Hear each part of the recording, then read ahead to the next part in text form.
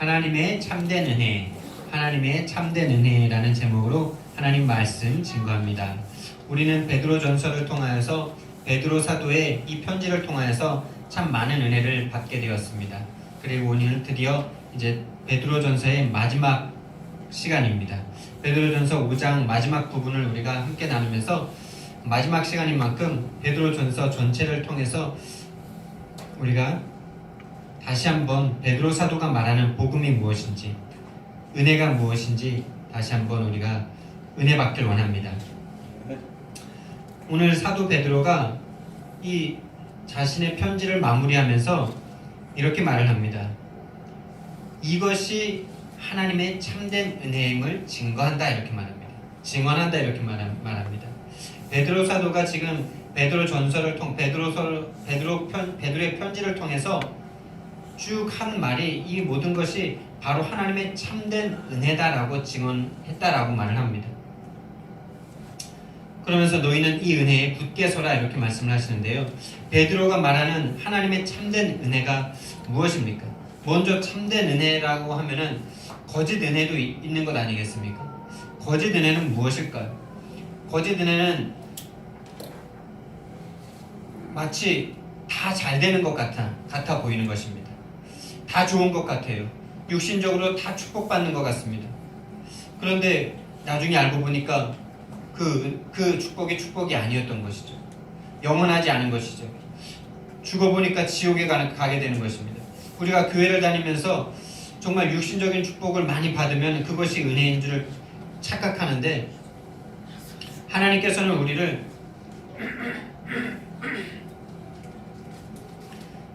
성경 말씀은 우리를 고난도 함께 받게 하신다라고 말씀하셨어요. 하나님의 그리스도의 영광에 참여하기 위해서 우리가 고난도 받게 한다고 하셨습니다.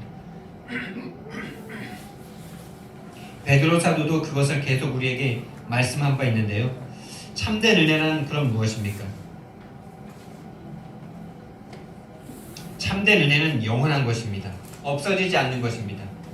썩어지지 않는 것입니다. 베드로 사도는 그것을 계속 말씀하고 있습니다. 우리가 받은 것은 썩지 않고 쇠하지 않고 영원한 것이다라고 말을 하고 있습니다.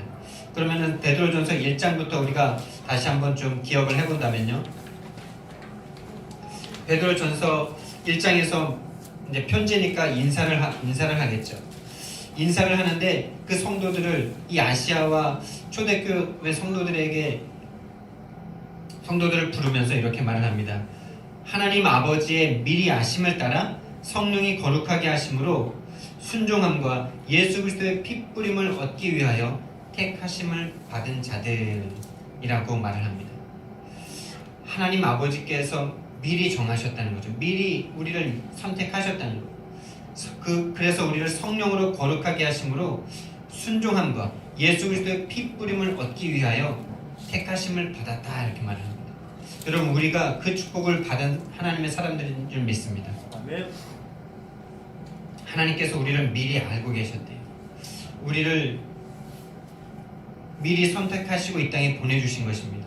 어쩌다 보니까 우리가 이뻐서 우리가 부모님 잘 만나서 예수를 믿게 된 것이 아니라 하나님의 영원한 계획 가운데 하나님의 완전하신 축복과 뜻 가운데 우리가 이 땅에 보냄받은 하나님의 사람들인 줄 믿습니다. 아멘. 그래서 성령께서 역사하셔서 우리를 하나님께 순종할 수 있는 사람으로 예수 그리스도의 피 뿌림을 얻게 하기 위하여 우리를 그러니까 구원을 얻게 하시려고 우리를 택하셨다라는 것입니다. 그러면서 또한 우리를 이렇게 말을 합니다. 예수 그리스도를 죽은 자 가운데서 부활하게 하심으로 말미암아 우리를 거듭나게 하셔서 산 소망이 있게 하셨다 이렇게 말합니다. 산 소망이 있게 하셨다.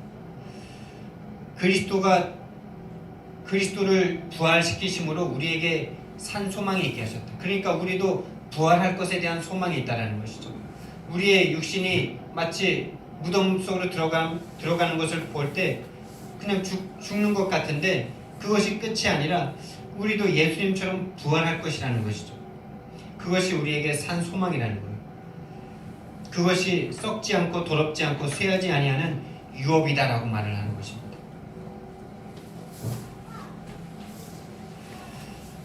우리는 하나님의 미리 하심을 따라 선택함을 받은 존재들이며 예수 그리스도의 그 십자가의 보혈의 은혜를 얻은 사람들입니다. 그리고 부활의 소망을 산 소망을 가지고 썩지 않고 더럽지 않고 쇠하지 아니하는 유업을 이을 하나님의 자녀들인 줄 믿습니다. 그러면서 이제 우리에게 있는 믿음에 대한 말씀을 베드로가 하는데요. 이 믿음이라는 것은 금보다도 귀하다 이렇게 말을 합니다. 금보다도 귀하다. 여러분에게 믿음이 있습니까? 여러분에게 예수님을 믿는 믿음이 있습니까? 예수님이 나를 위해서 십자가에 못 박혀 죽으셔서 나의 죄를 용서하시고 사탄의 소나기에서 나를 해방하여 주시고 하나님 만나게 하셨다라는 그 믿음이 여러분에게 있습니까? 그렇다면 여러분들은 금보다 귀한 것, 돈보다도 귀한 것, 이 세상에서 가장 좋은 것보다 더 좋은 것을 여러분이 이미 받은 하나님의 사람들인 줄 믿으시기 바랍니다. 여러분, 이 믿음이 얼마나 갖기 어려운 건지 아십니까? 절대로 똑똑하다고 이 믿음이 생겨지지 않습니다. 여러분, 우리보다 더 똑똑한 사람이 이 세상에 얼마나 많아요. 여러분들이 20년 넘게 학교를 공부를 하셨잖아요. 근데 여러분 그 공부를 하시면서 여러분보다 똑똑한 사람이 많았습니까? 덜 똑똑한 사람이 많았습니까? 뭐 비교적인 말을 하는 건 아닌데요.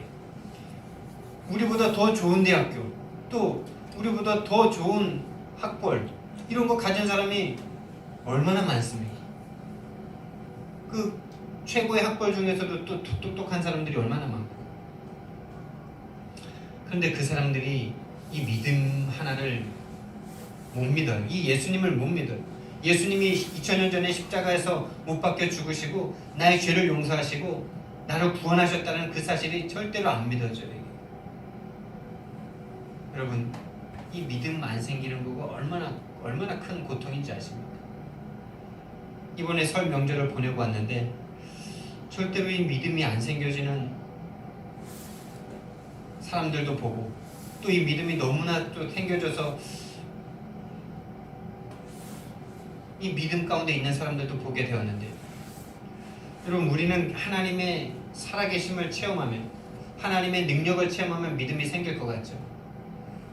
하나님이 막 병을 고쳐주시고 막 응답을 주시고 귀신이 쫓겨나가면은 믿음이 생길 것 같죠? 그 현장을 보면 우리가 믿음이 생길 것 같죠? 세상 사람들이 그걸 보면은 믿음이 생길 것 같죠? 그러나 절대 그렇지 않더라고요. 우리 집안에서 일어난 놀라운 기적과 역사들을 다 보신 분이, 또 실제로 귀신이 막 우리 집안에 역사할 때, 우리가 예수님을 믿기 시작할 때 그 몸에 직접 막 사탄과 귀신이 역사해가지고 예수님을 믿는데, 그 몸에 들어가서 그 몸이 막 발작하게 해가지고 막 몸이 막 이렇게 활처럼 등으로 막 휘어가지고 막 배고픔을 막 물었던 그런 분이 계세요.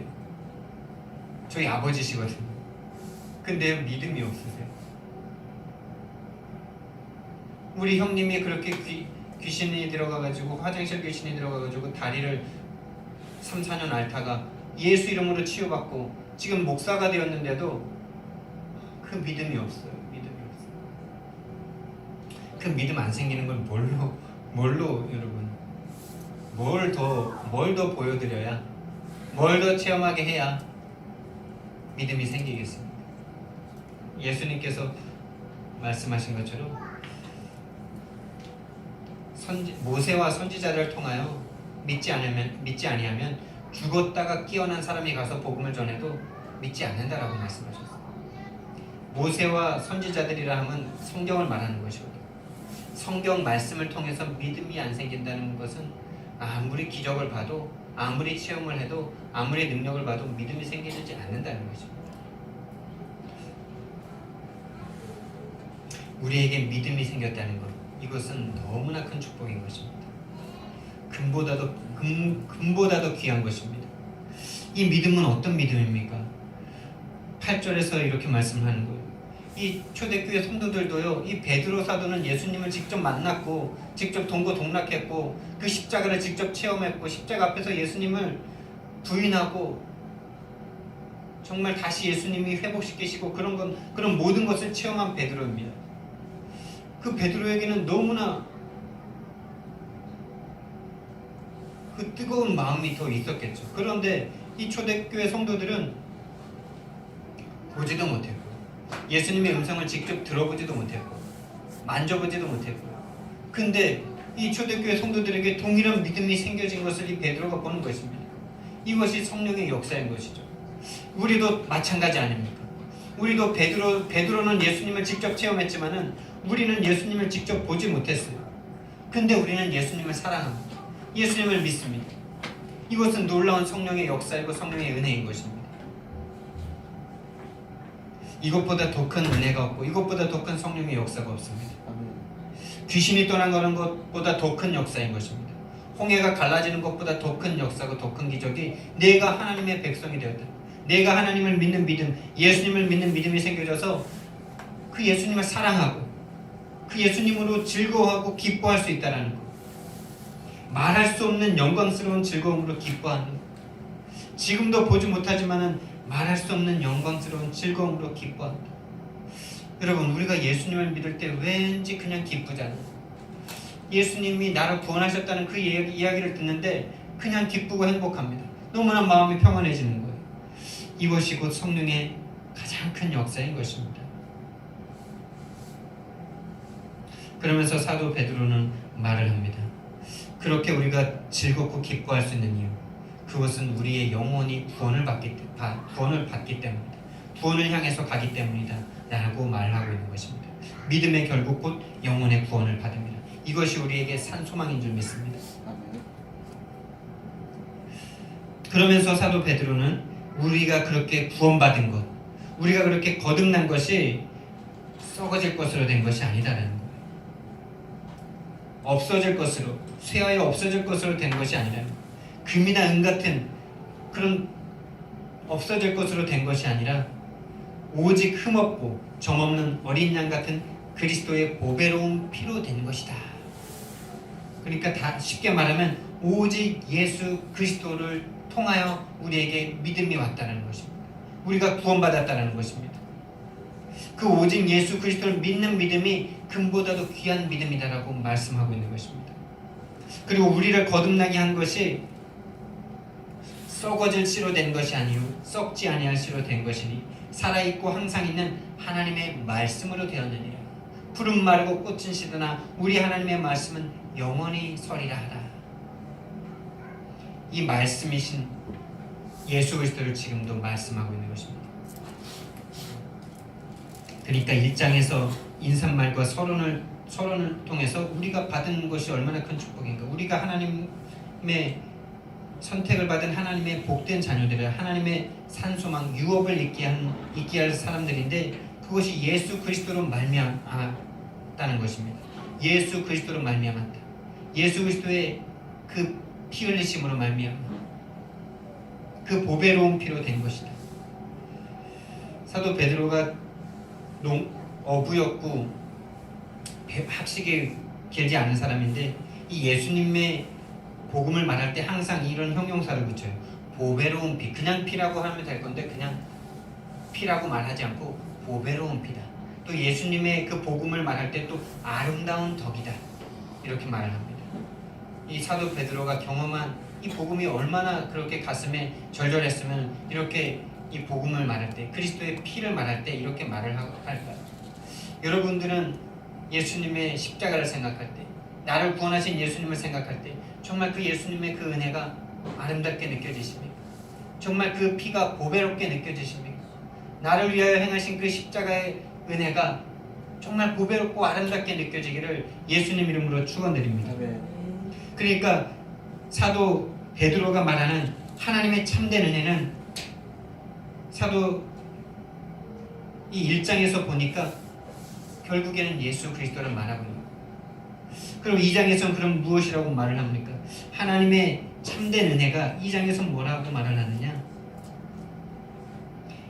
결론부터 말하면요, 친히 나무에 달려 그 몸으로 우리의 죄를 담당하신 예수 그리스도를 말하고 있어요.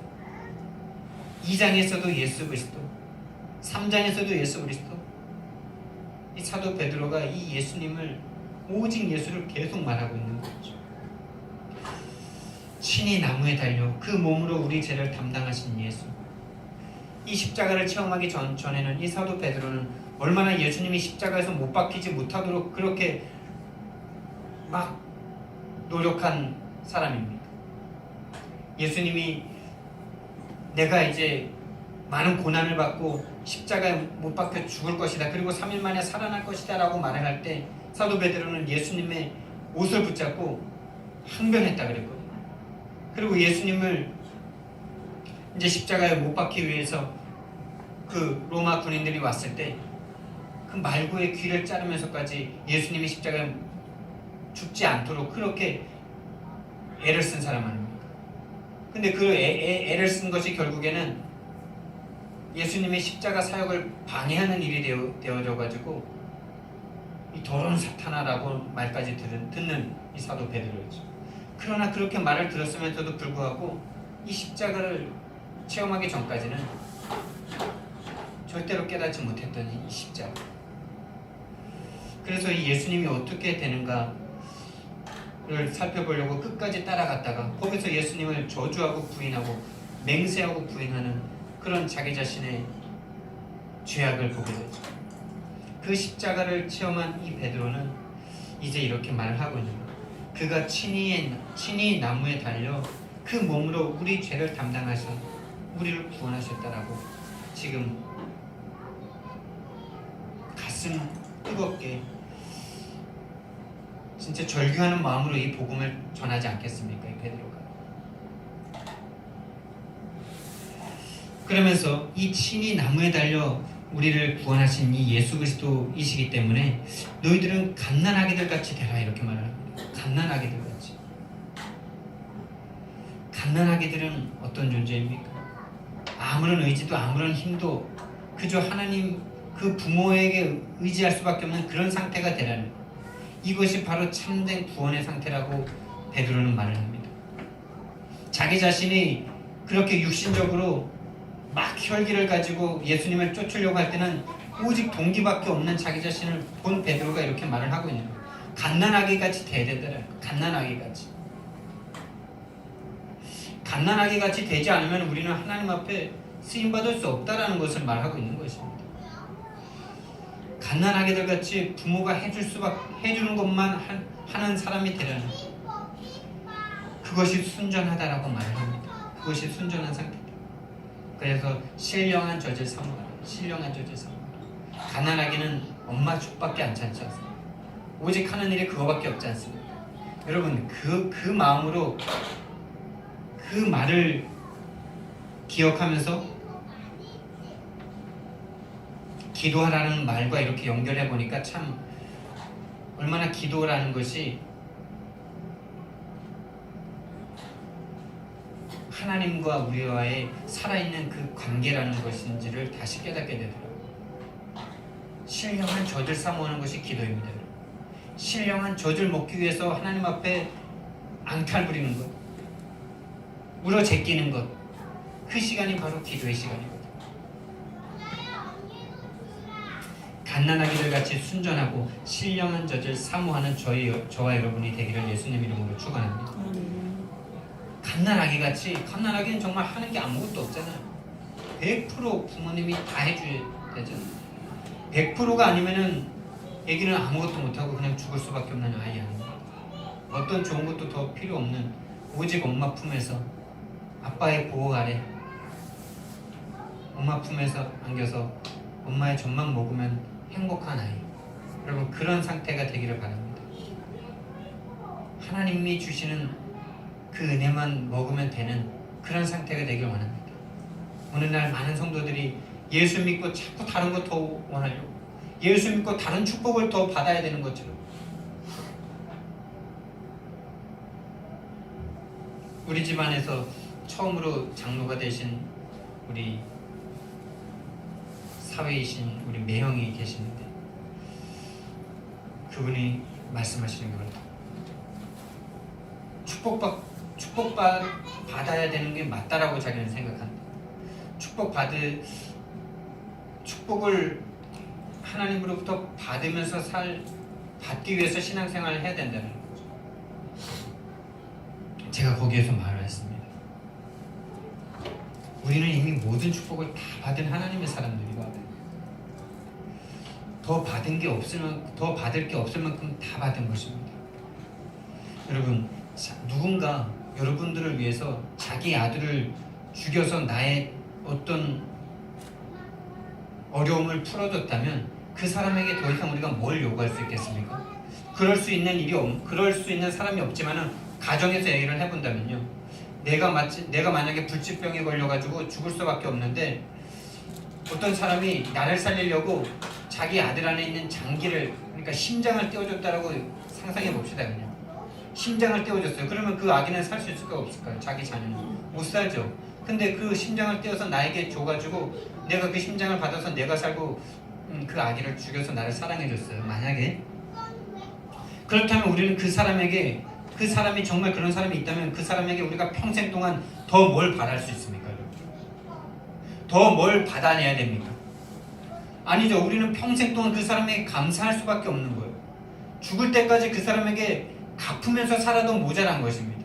근데 우리는 예수님의 그 사랑을, 십자가에서 자신의 생명을 주시는 그 사랑을 받은 우리는 왜 이렇게 더 다른 사랑을, 더 다른 축복을, 더 다른 응답을 받아야만 더 정말 믿음이 있는 것처럼 생각하고 그것이 올바른 신앙인 것처럼 생각하는, 얼마나 그 예수님의 그 십자가의 사랑은 하찮은 것처럼 여겨지고 이미 다 받은 것처럼 여겨지고 이제 다른 축복을 이렇게 사랑하면서 더 받아야 되는 것처럼 우리가 생각하면서 살아가고 있는 사람들입니다. 자신의 아들을 죽이기까지 사랑하신 하나님 앞에 우리가 평생토록 감사하고 평생토록 갚으면서 살아야 되는데 우리는 얼마나 더 많은 축복을 받으려고 그렇게 기도하고 그렇게 하고 있는 것입니까? 근데 이게 참 은혜 아니면 안 되는 거였죠. 여러분, 참된 하나님의 은혜가 임하기를 원합니다. 그 믿음이 없으면 절대 그것이 안 되는 거예요. 예수님의 십자가의 은혜가 나에게 가슴 사무치도록 날마다 체험되지 않으면 우리는 하나님을 믿으면서도 하나님을 우상 섬기듯이 섬겨야 됩니다. 하나님이 나와 지금 100% 완전히 온전하게 하나 되어서 나와 지금 함께 하시는 그 사실을 우리가 갓난아기들처럼 그걸 느끼지 못하면 다른 걸 더 요구해야 되는 거예요. 실제로 여러분, 우리가 갓난아기가 아니고 이제 애들이 점점 자라면 부모님에게 자꾸 요구하는 게 생기잖아요. 근데 참 아이러니한 거예요. 장성한 믿음의 분량까지 자라가야 되는데 이 아이들이 자라면 자랄수록 자꾸 다른 걸 구하는 것처럼, 오직 엄마만 있으면 되고 아빠만 있으면 되는 상태가 아니고 자꾸 아빠의 재산을 원하고 엄마의 또 다른 것을 원하고 이런 상태가 되는 거죠. 그래서 참 은혜가 아니고 성령이 아니면은 이 상태가 계속 유지될 수 없는 거예요. 장성한 믿음의 분량까지 자라면서도 오직 하나님만, 오직 그 신령한 점만 사모하는 그 상태. 그러면서 이제 베드로는요 이렇게 말을 합니다. 보배로운 상돌이신 예수께 나아가라. 사람에게는 버림받았으나 보배로운, 하나님께는 택하심을 입은 보배로운 산돌이신 예수. 여기서 산돌이라고 예수님을 가리키는데 이 산돌이라는 말은 뭡니까? 돌이 살아있다. 이것은 돌이 살아있다라는 말은 죽어있는 돌, 금과 은과 대조하는 말인 것입니다.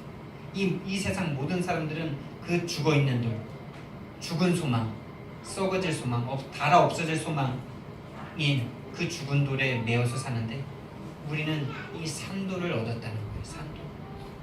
여러분, 살아있는 것만이 살릴 수 있죠.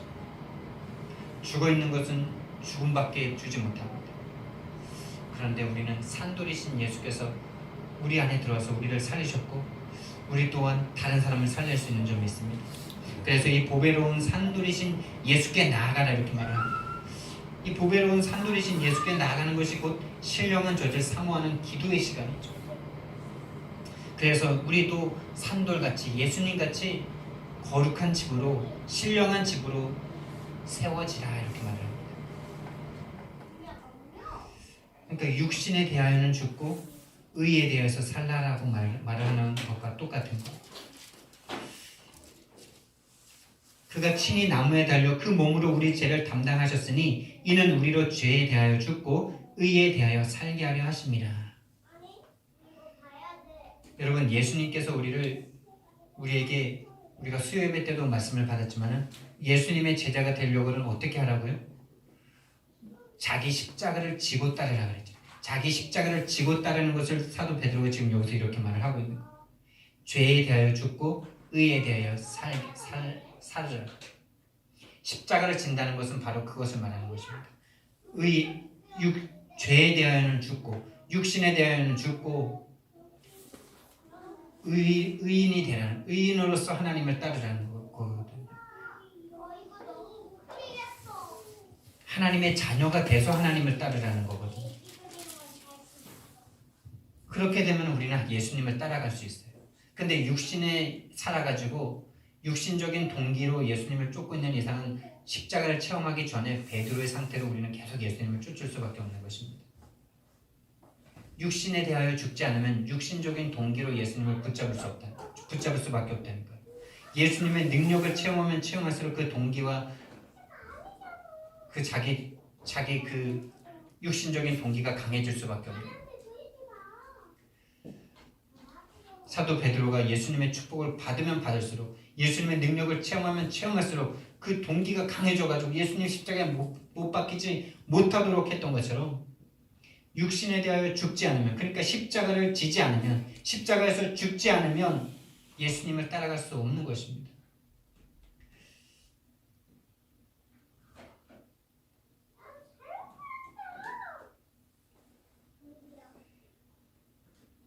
그래서 이 보배로운 산돌이신 예수님처럼 우리도 되라는 것은 예수님께, 하나님께 100% 순종하셨던, 죽음까지 순종하셨던 그 예수님처럼 우리도 되라는 것이거든요. 결국엔 십자가까지 지라는 것을 말하고 있는 것이거든요. 그 십자가에서 죽고 다시 살아야 예수님의 제자가 될 수 있다는 거예요. 그 십자가를 체험할 때는 예수님을 정말 부인할 수밖에 없는 그런 고통을 우리가 체험하게 되죠. 예수님을 부인하고 싶고 예수님을 못 믿을 것 같고 진짜 예수님이 나를 버린 것 같고, 사도 베드로가 십자가를 체험할 때 예수님이 자기 자신을 버린 것처럼 느껴지지 않았겠습니까?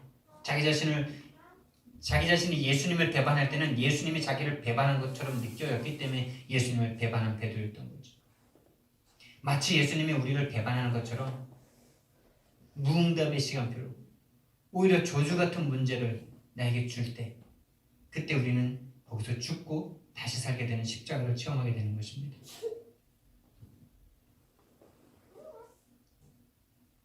그래서 그 십자가가 믿지 않는 자들, 택하심을 받지 못한 자들에게는 부딪히는 돌과 걸려 넘어지는 돌이라 이렇게 말씀하셨어요. 그러면서 우리의 정체성을 말하는데요. 그러나 너희는 택하신 족속이요 왕같은 제사장들이요 거룩한 나라요 그의 소유가 된 백성이다.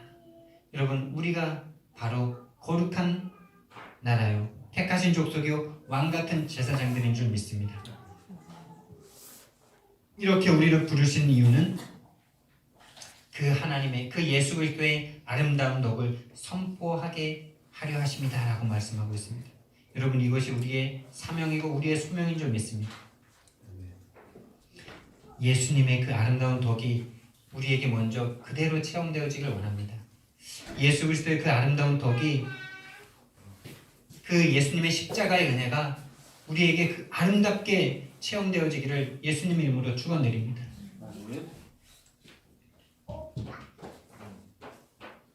그러면서 이제 사도 베드로는 3장으로 넘어가는데요. 3장에서는 이 소망에 관한 이유를 묻는 자들에게 대답할 것을 항상 준비하라는 것이 중심 구절입니다. 그렇다면 이 소망이 우리에게 먼저 있어야 되겠죠. 이 소망이 있기 때문에 사도 베드로는 이 부부 관계를 말씀하면서 우리에게 참된 소망이 있기 때문에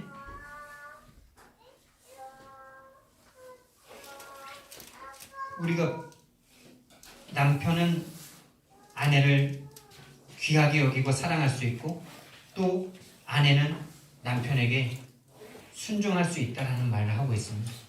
근데 이 소망에 관한 이유를 말하는데 이 산소망은 무엇이냐? 결론부터 말씀드리면 예수 그리스도께서 단번에 죄를 위하여 죽으사 우리를 하나님 앞으로 인도한 그 구원, 그것이 우리에게 소망인 것입니다. 단번에 죄를 위하여 죽으사 우리를 하나님 앞으로 인도하신 예수 그리스도, 그것이 우리에게 있는 산소망인 것입니다. 그 구원이 우리에게 산소망이에요. 그 예수 그리스도가 있기 때문에 우리는 남편에게 순종할 수 있고 아내를 예수님처럼 사랑할 수 있는 것입니다. 그리고 그 사랑을 넘어서 이제는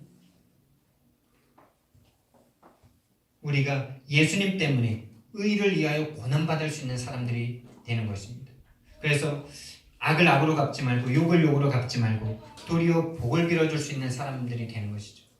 모든 것을 다 받은 사람들이기 때문에 하나님의 모든 축복을, 예수님의 그 생명을 주고 산 그 구원을 우리가 받았기 때문에 우리를 욕하고 우리에게 해를 끼치는 사람에게 오히려 우리가 똑같이 되갚는 것이 아니라 오히려 그 사람들을 용서하고 축복해 줄 수 있는 사람들이 될 수 있는 것입니다. 그것을 위해서 부름을 받았다라고 말하는 것이죠. 그것을 위해서. 그것은 바로 무엇입니까? 우리도 예수님처럼 복음적인 삶을 살아가는 것입니다. 복음이 되라는 것이에요. 그러면서 그들이 두려워하는 것을 두려워하지 말라 이렇게 말합니다. 그들이 두려워하는 것을 두려워하지 말라. 이것은 마지막 장에서 너희 염려를 다 주께 맡겨버리라라는 말씀과 통하는 말씀이죠. 그들이 두려워하는 것은 무엇입니까? 이 세상 사람들이 결국에 두려워하는 것은 죽음을 두려워하고 돈이 없어지는 것을 두려워하고 실패하는 것을 두려워하고 문제 오는 것을 두려워하고 병 걸리는 것을 두려워하고 여러분 우리는 그 모든 것들을 두려워하지 않을 수 있는 영생을 이미 받은 하나님의 사람들인 줄 믿습니다. 여러분 그것을 두려워하기 때문에 염려가 생기는 거예요. 결국에 우리도 염려하는 그것을 두려워하는 마음 때문에 오는 염려인데 무엇을 두려워하느냐면은 무엇을 먹을까, 무엇을 입을까, 무엇을 마실까. 요것 때문에 우리도 두려워합니다. 요것 때문에 우리도 염려해요. 결국에 우리의 불안의 염려, 불안의 그 근원, 염려의 그 근원을 쳐다보면은 딱 그거예요. 그거에서 벗어나지 않습니다. 우리 육신을 위하여 무엇을 먹을까, 무엇을 입을까, 무엇을 마실까 염려하지 말라, 걱정하지 말라고 하시는데도 그 하나님 아버지, 그것을 다 채워주실 수 있는 하나님 아버지를 믿지 못하면 우리는 결국에 염려할 수밖에 없거든요. 그것을 사탄이 틈탄다라고 말을 합니다. 그러면서 그런 것들 두려워하지 말고 그런 것들을 두려워하지 않을 수 있는 하나님의 사람들이 이미 된 상태를 말하는 것이죠. 그 된 상태가 보여지니까 세상 사람들과 같지 않은 그 모습이 보여지니까 세상 사람들은 내일 먹을 것 없어서 오늘 염려하면서 더 많이 벌려고 더 많이 모으려고 더 많이 꽁꽁꽁 움켜쥐고 그것을 위해서 다른 사람을 속이기도 하고 거짓말도 쉽게 하고 이러는데 우리는 가진 것도 없는데 다른 사람들에게 베풀고 오히려 더 많이 가진 사람들보다 더 여유가 있고 뭐 문제가 와도 그 문제가 저 사람이 저 문제 때문에 이제 망할 것 같은데 저 사람이 저것 때문에 예수님 부인하고 막 시험 될 것 같은데 시험도 안 들고 오히려 더 행복해하고 막 그런 것을 보게 될 때 너는 도대체 어떻게 그럴 수 있냐? 라고 물을 때 너희 속에 있는 소망에 관한 이유를 물을 때 그것을 대답해줘라 이렇게 말합니다. 소망에 관한 이유를 묻는 자들에게는 대답할 것을 항상 준비하되 온유와 두려움으로 하고 여러분 정말 이 소망 속에 있으면 준비할 것이 하나 있겠습니까? 그러니까 그 준비된 상태가 되라는 거죠. 그 소망이 있는 상태로 살아가라는 거죠. 아무것도 염려하지 않을 수 있는 세상 사람들이 두려워하는 그런 것 두려워하지 않을 수 있는 죽기를 두려워하여 일평생 종로를 타고 있는 그들처럼 살지 말라는 것입니다. 결국엔 죽기를 두려워했어.